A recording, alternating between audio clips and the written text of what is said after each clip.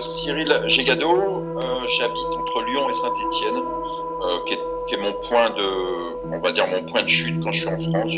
Après j'ai habité à Paris, j'ai habité dans le sud, mais je suis très souvent ici, et donc j'ai 53 ans. Donc ça commence à faire un vieux voyageur à vélo, parce que ça fait, en fait ça fait 40 ans que je voyage à vélo, on va dire.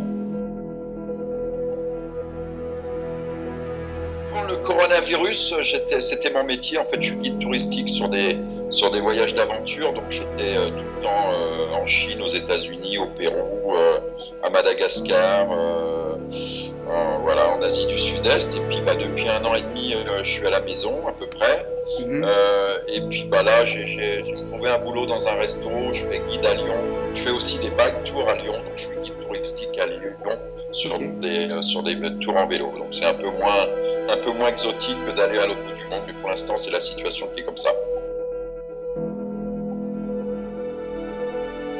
Premier voyage, comme j'ai dit, j'avais 11-12 ans, je partais autour de chez moi, mais ce qui était fou quand j'y repense, quand on voit maintenant la sécurité qu'il y a autour des enfants, en fait à 11 ans je partais, je faisais 30 km, j'appelais ma mère d'une cabine téléphonique, elle m'amenait une tente, je dormais dans la forêt, et le lendemain je refaisais 30 km, et puis elle m'amenait comme ça la tente, un truc qui semble d'une autre planète maintenant, où pour aller à l'école on va chercher les gamins.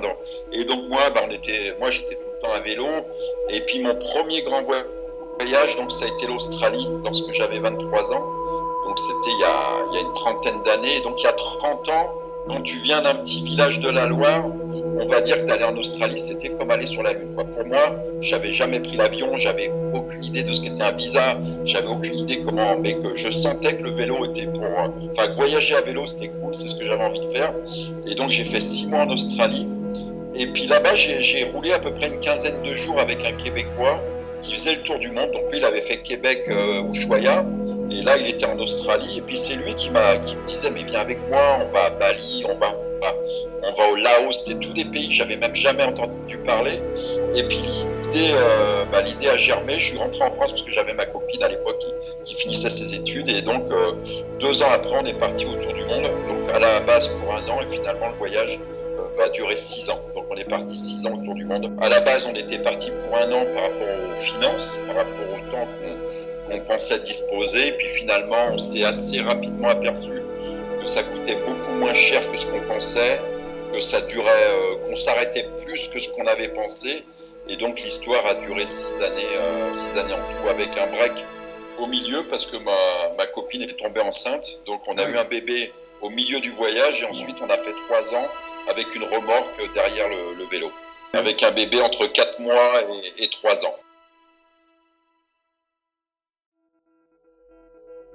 On est parti de Saint-Étienne, on est parti vers l'Est, donc Italie, Grèce, Turquie. Ensuite, on a été jusqu'aux pyramides d'Égypte, donc au Moyen-Orient.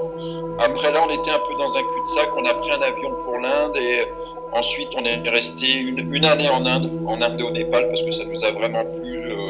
On a fait 10 000 bornes en Inde et au Népal. Après, on a passé une année en Asie du Sud-Est, et on est rentré donc pour la naissance du petit. On est reparti à Bali dans la foulée, et ensuite on a fait 1 an Australie, Nouvelle-Calédonie, 1 année en Nouvelle-Zélande, Tahiti, et après on a fait à peu près 6 mois aux États-Unis et en Europe, et on est rentré à la maison.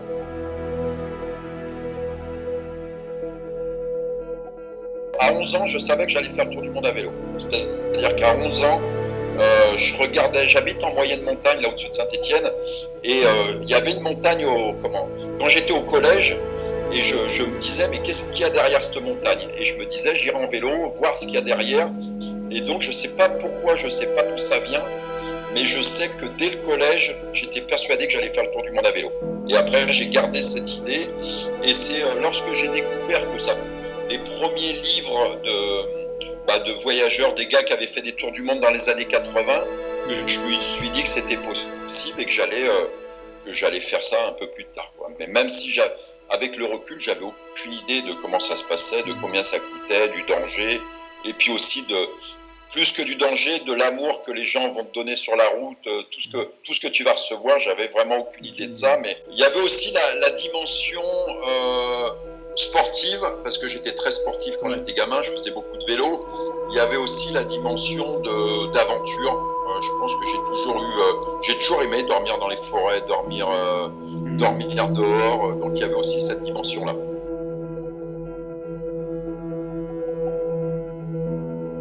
Moi, ce que j'apprécie, c'est l'imprévu. C'est-à-dire que le matin, quand je pars, on va dire qu'à 90% du temps, je ne sais pas où je vais dormir le soir. À moins vraiment qu'il me reste 70-80 km, que je sais que je vais dormir dans une ville. Sinon, quand je pars le matin, très très souvent, je ne sais pas du tout où je vais dormir le soir. Et puis c'est ça qui m'intéresse, parce qu'aussi, tu peux rencontrer quelqu'un à midi, tu vas discuter, et puis tu vas rester avec lui. Tu peux changer d'idée, tu peux. Et c'est cette liberté qui m'intéresse, qui me motive.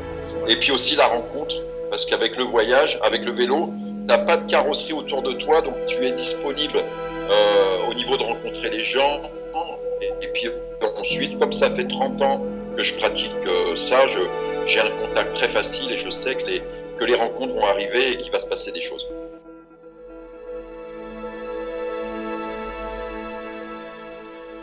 Ma vie d'avant, c'était un gars qui avait 25 ans, qui habitait à Saint-Étienne, qui savait pas ce qu'il voulait faire dans la vie, et que en gros j'ai eu qu'un vrai boulot. J'étais commercial dans les produits surgelés pendant 2 ans pour avoir de l'argent pour partir.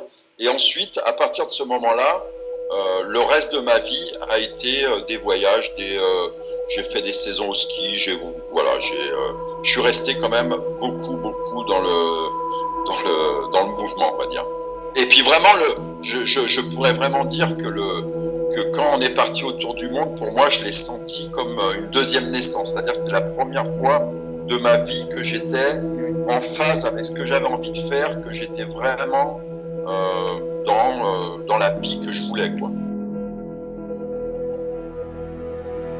Au début, c'était un VTT de série, on va dire, pour l'Australie. Donc j'avais fait 9000 km avec un VTT où j'avais juste rajouté des porte-bagages. Et puis pour le tour du monde, donc nous on habite Saint-Étienne, où il y avait à l'époque, je parle en 96, il y avait encore des artisans qui fabriquaient des vélos. Donc c'est un artisan qui nous a fabriqué les vélos. Et on est parti, il y avait beaucoup de bases qui venaient du VTT, c'est-à-dire des pneus de 26 pouces, le triple plateau, des cassettes 7 vitesses derrière, et puis après une forme un peu de voyageuse de cyclo-randonneur. Et ce vélo, je voyage toujours avec depuis, donc maintenant il a 80 000 km, le vélo, donc il commence à être fatigué, il commence à être rouillé, mais après c'est comme un membre de ma famille, quoi. Tu vas pas mettre ta grand-mère au vide-grenier parce qu'elle est vieille, tu vis avec et tu continues de rouler avec. D'origine, il reste juste le cadre, le guidon et la tige de selle. Après, tout le reste a été changé 1, 2, 3, 5 fois au fur et à mesure des voyages, quoi.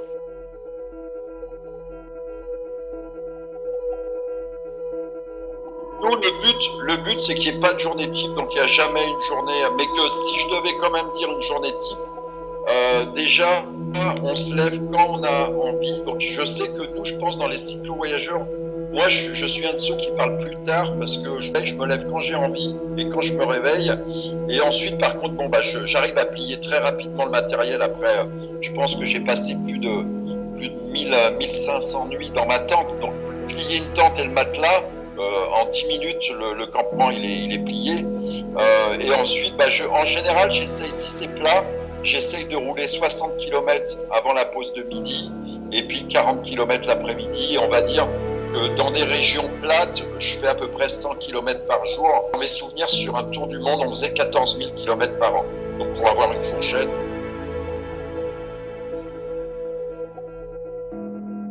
Il y a beaucoup de pays où j'ai apprécié. En fait, ça dépend également si tu parles des gens. Parce que moi, il y a quand même une base, c'est les rencontres, quoi, les gens. Donc il y a des pays hyper hospitaliers comme la Syrie. Bon, on y avait été avant la guerre, la Syrie, les États-Unis, la Nouvelle-Zélande. C'était les pays où on a trouvé les gens vraiment. Puis un pays comme l'Inde, tu es sur une autre planète, quoi. Tu te marres. Alors des fois, il est un peu jaune parce que c'est un autre monde.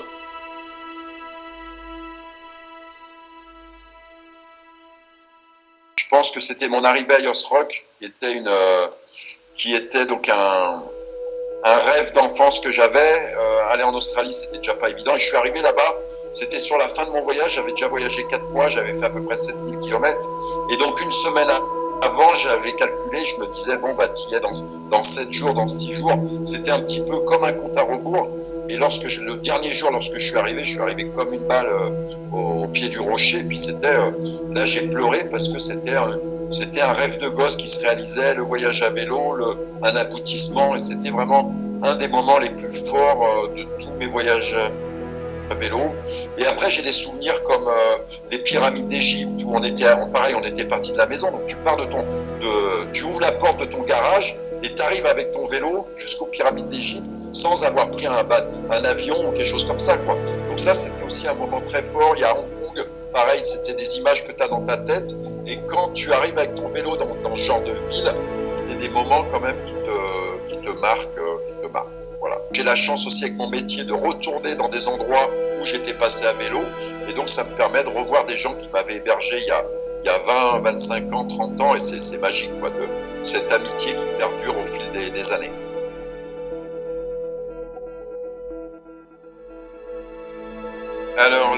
Alors les mauvais souvenirs, en fait, je dirais qu'il y a trois. Moi, dans ma tête, j'ai 3 familles de mauvais souvenirs. J'ai les mauvaises rencontres. Donc on s'est fait 2 fois, on s'est fait peur en dormant chez des gens où c'était vraiment, les gars avaient des fusils. Une fois, on était aux États-Unis, c'était un nazi, le mec, il avait des drapeaux nazis chez lui. C'était pas le genre d'endroit, c'était en plein désert, donc pas le genre d'endroit où tu as envie de rester une deuxième nuit. Ensuite, il y a les agressions où 2 fois on s'est battu avec des locaux, dont une fois d'ailleurs à Koh Samui en Thaïlande. En fait, il y avait les flics qui passaient, on s'est retrouvé avec un flingue sur le front. Au début, tu sais pas qui c'est les gars, finalement, bon, c'était des policiers. Comme ils avaient vu qu'on se battait, ils avaient arrêté les Thaïlandais et nous avaient amenés au commissariat. Donc, on avait été dans ces îles Thaï, Koh Phangan, Koh Tao, Koh Samui. On n'avait jamais payé pour les vélos et donc sur le dernier tronçon, le gars dans le ferry, il voulait $20, quoi. Donc, je lui dis, je te donne pas $20 parce que je savais qu'il voulait mettre l'argent dans sa poche. Et l'histoire, je la fais courte, finalement, on lui donne l'équivalent de $2. Et puis, pour une raison que j'ignore, il a mis une claque à ma copine parce qu'il trouvait que c'était pas assez. Il s'est un petit peu énervé. Moi, comme il a mis une claque, je l'ai un peu secoué. Ce que j'avais pas fait gaffe, c'est que tout l'équipage nous est tombé dessus. Et donc, on s'est retrouvé à 2 contre 6 et c'est parti en baston pour une histoire de $1 en plus ou en moins. Et une fois que tu es parti dans ce genre de truc, et voilà, heureusement que les policiers sont arrivés parce que c'était à 6 contre 2, c'était un peu long l'histoire, quoi. Quand tu voyages l'équivalent de 8 années complètes de ta vie sur un vélo, tu sais que tôt ou tard tu vas te faire voler, tôt ou tard tu vas avoir 1 ou 2 bastons, tôt ou tard tu vas tomber gravement malade. Et donc on a eu le package. C'est la maladie, ouais, qui peut arriver. Donc que ce soit le palu que j'ai chopé 4 fois, les amibes, marcher sur un oursin où il faut que tu ailles t'es à Madagascar, qui sont pas les endroits les plus sympas pour aller se faire opérer, en tous les cas pour se faire ouvrir le pied pour enlever les épines. Mais ça fait partie aussi de la règle du jeu, quoi. C'est évident que quand j'ai jamais pris de Nivaquine, on n'avait pas d'assurance rapatriement, on s'est toujours débrouillé sur place. Et on a appris à se débrouiller, on a appris qu'il y a toujours des solutions. Et puis oui, il faut faire confiance à sa bonne étoile. Tu vois, là j'ai beaucoup parlé des mauvaises choses qui représentent 1% des voyages, quoi. Donc 99% du temps, on a rencontré des gens fabuleux, quoi. Et c'est ça qu'il faut retenir.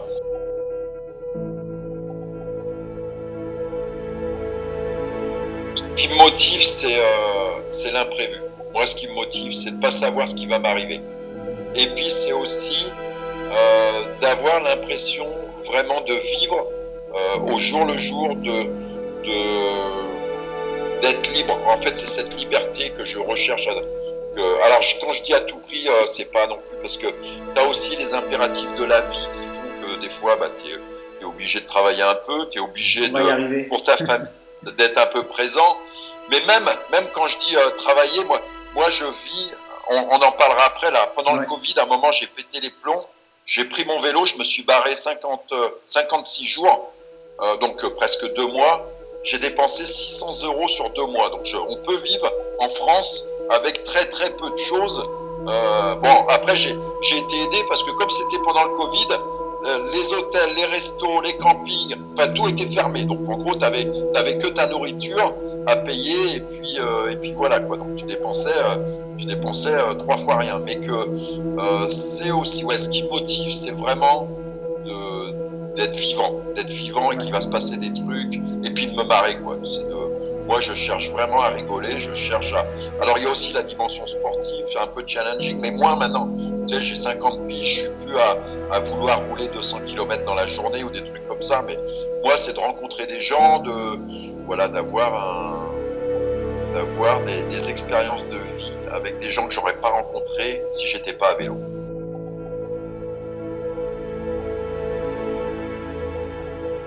Alors, il y a des choses, bon, pour ceux qui nous écoutent, donc moi j'ai été jeune sans beaucoup d'argent, dans mes souvenirs, par exemple pour l'Australie, je me rappelle, j'avais presque pas de thunes, j'avais vraiment pas de thunes quoi. Il faut aussi remettre le contexte, dans les années 90, donc t'étais un extraterrestre quand tu voulais aller en Australie à vélo, mais tu pouvais taper aux portes et donc il y avait Intersport qui m'avait filé tout le matériel, le vélo, les fringues, les choses comme ça. Et il y avait une bourse qui s'appelait Défi Jeune à Jeunesse et Sport. Et j'avais été lauréat et en gros, ça m'avait payé les 3/4 de mon voyage. Donc, je m'étais vraiment, pour selon que je venais d'un village de campagne à côté de Saint-Étienne, je m'étais bien débrouillé pour trouver des sponsorings. Après, pour le Tour du Monde, là, c'est le seul moment où on avait travaillé 1 an et demi, tous les deux, avec ma compagne, en faisant vraiment attention de plus aller au restaurant, de limiter un peu les frais. Et puis, donc, on avait réussi. Enfin, je me souviens très bien quand on était parti à l'époque, on avait 200 000 francs français qui correspondaient à peu près à 40 SMIC, donc on va dire l'équivalent de 40 000 euros actuels. Donc, c'était aussi un pactole qui te permettait de voyager pendant quelques temps sans avoir à travailler. Et sur le Tour du Monde, on s'est arrêté 2 fois 4 mois pour travailler en route, pour récupérer de l'argent, tout ça.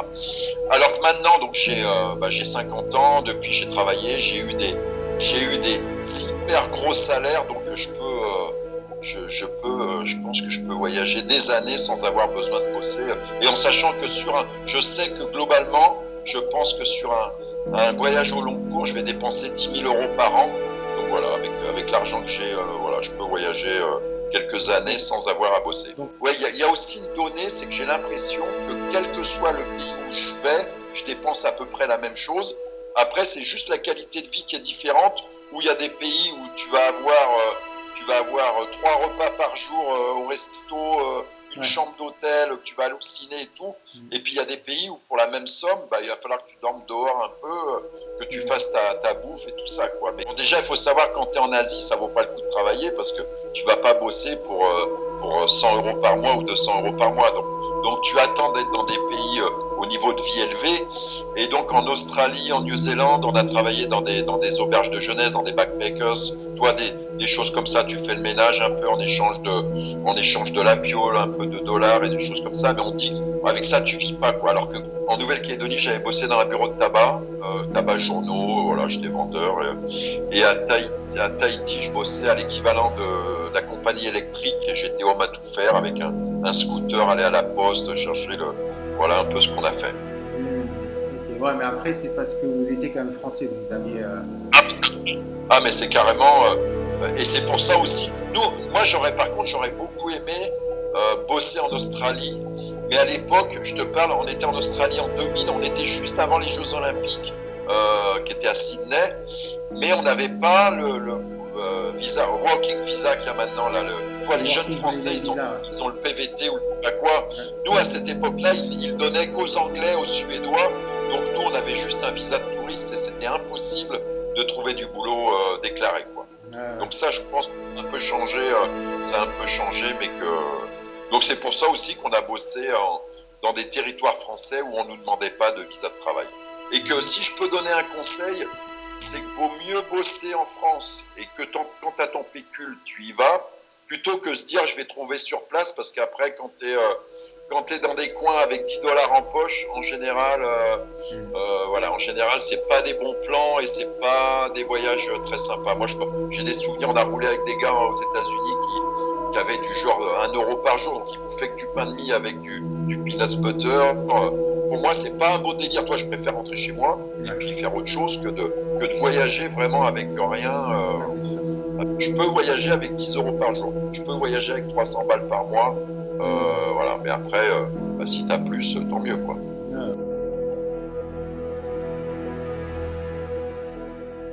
Le conseil que je peux donner, c'est de pas écouter les gens et de faire ce que tu as envie de faire. C'est-à-dire que si tu...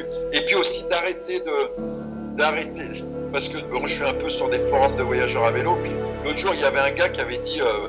voilà, j'ai demandé à 50 personnes qu'est-ce qu'il faut mettre dans mes sacoches, et puis en gros, qu'est-ce que vous me conseillez? Donc en gros, le mec, il a besoin de 51 avis, et puis après, il n'y a pas. Bon, bien sûr, il y a des règles, et même moi, après toutes ces années, des fois, je vais oublier un truc, bah, tu l'achètes en route, et puis si tu as trop d'affaires, bah, tu vas les réexpédier. De toute façon, et chacun, et puis c'est aussi, oui, d'arrêter de penser de se comparer aux autres, et que tu fais ce que tu as envie, tu dois rien à personne. Si tu as envie de faire un mois, tu fais un mois. Si tu as envie de traverser le monde, tu traverses le monde.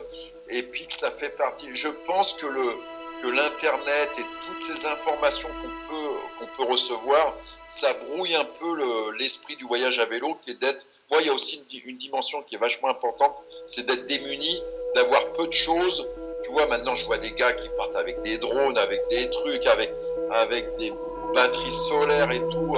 Et puis après, ça fait des super images, il n'y a pas de problème. Hein, mais que c'est aussi de revenir un peu à l'essentiel. En fait, l'essentiel pour moi, c'est faire du vélo, manger, dormir, et puis se marrer, rencontrer des gens.